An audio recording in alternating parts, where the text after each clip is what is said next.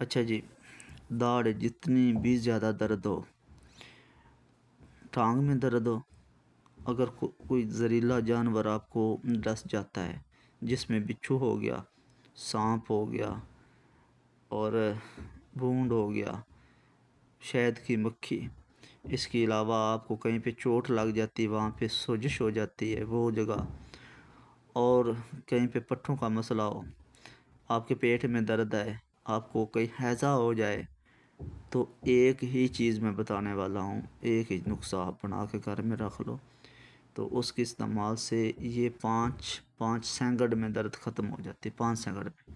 یہ جو میں نے آپ کو بتایا، اگر آپ کے داڑھ میں کیڑا لگا ہوا ہے نا، 5 سینکڑ میں درد ختم کر دے گا۔ آپ نے کیا کرنا ہے، کاربالک ایسڈ 3 ماہ سے آپ نے لے لینا ہے، ٹھیک ہو گیا۔ ہینگ، ہیرا ہینگ 3 ماہ سے، کروٹن آئل پنساری کی دکان سے سب چیزیں مل جائیں گی، سوچنے والی بات ہے ہی نہیں، 3 ماہ سے۔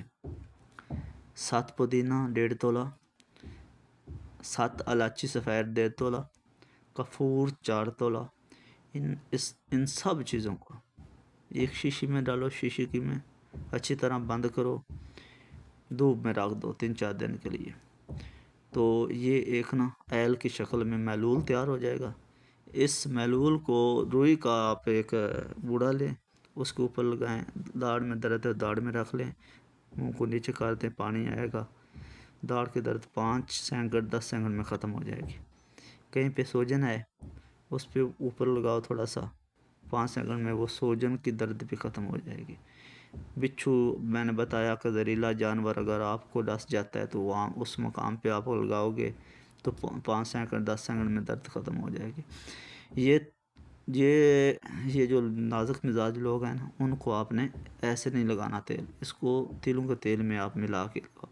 ایک حصہ یہ تیل ہونا چاہیے، 1 چمچ یہ ہونا چاہیے، 4 چمچ وہ ہونا چاہیے تلوں کا تیل، جس کو میٹھا تیل بھی بولتے ہیں، اس میں ملا کے نازک مزاج لوگوں کو اس میں لگانا، کیونکہ وہ تکلیف جو ہے نا برداشت نہیں کر سکتے۔ نازک مزاج لوگ کہیں جوانی میں بھی ہوتے ہیں، زیادہ تر ہوتے ہیں بچے اور بوڑھے، ٹھیک ہے، ان کو اس طرح لگانا ہے آپ نے۔ یہ بہت ہی اچھا تیل میں نے آپ کو بتایا ہے، بیسیکلی حکمت کی زبان میں ہم اس کو امرت دھارا بولتے ہیں۔